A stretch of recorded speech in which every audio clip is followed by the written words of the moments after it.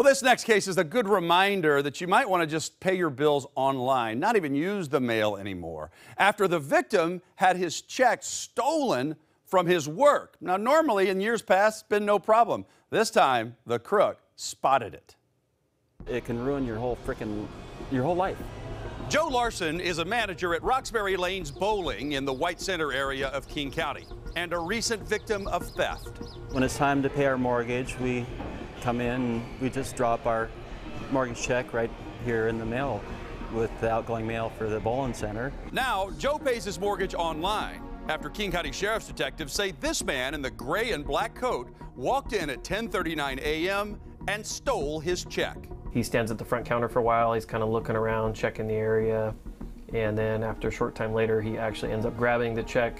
You can see right before he grabbed it, he's reading it to see what it's to. And when he realizes it's going to a mortgage company, I'm sure he figured out there's a check inside of it. And that's when he swiped it. He put it in his pocket, kind of looked around a couple more times, checked to make sure nobody's watching, and then can be seen leaving out of camera view. Joe had no idea what had happened until his bank called. They think somebody deposited our mortgage check into their account and it looked real funny, like it had been washed off. He had to go and change all of his accounts to avoid identity theft. And then he took a look at the surveillance video from that morning, and he noticed the suspect seemed to be sick or hungover. He had his head down before spotting the check and then pocketing it. I couldn't believe a guy's that gutsy to do something like that. It was terrible, you know. Detectives have been working the case ever since and say there's more than one suspect involved. We found out that the person that actually tried to cash the check is not the same person that grabbed the victim's check here. So we're trying to identify who this suspect is, and if he's doing this here in the middle of the morning on a busy day at a place of employment, then he's doing other stuff as well. Joe says the thief is not one of his regular customers, and he's hoping somebody can help identify him.